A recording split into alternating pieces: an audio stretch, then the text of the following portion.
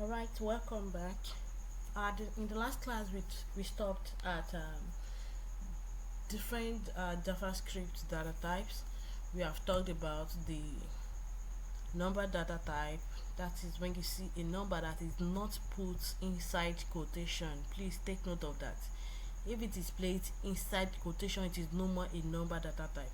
So when you have anything inside quotation, just like you have this 5, or you see a lilo or something, then it is a string. So we call it string data type, and data type rather. Then this one that has to do with yes or no answer, we call it boolean. Then so today I want you to learn two other data types, so that we're going to be making use of them a lot, and we're going to be coming across them very well. But this is just introduction. We are still going to learn everything very well later. Okay, I intentionally used var today to let you know that when you are declaring variables, you can either use let or var. There is a slight difference there, but don't worry, you're going to get the difference later. But for now, they work almost the same way.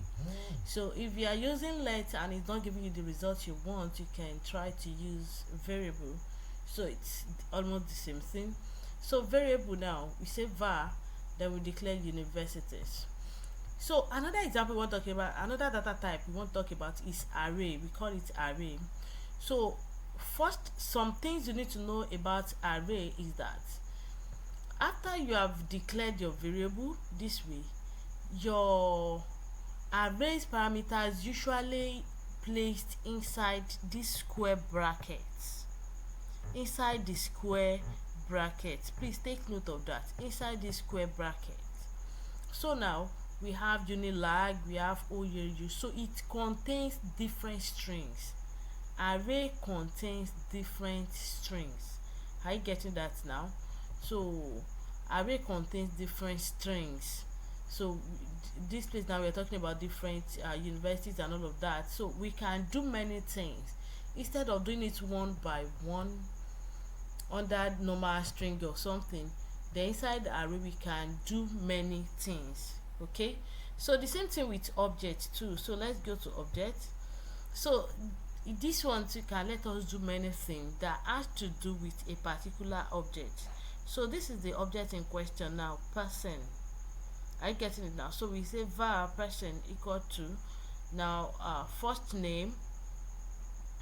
So this is the first property and this is the value. So this is the first property and this is the value, a string. First name we say Sumaya, and then last name we say Oyinlola, and then the age we say 50, right? So this is called an object. An object is a situation whereby you declare an object, which is this person, and you talk about different properties of this object. So this is the first property of this object, the first name of the person, the last name of the person, and then the age of the person. Are you getting it now? So in this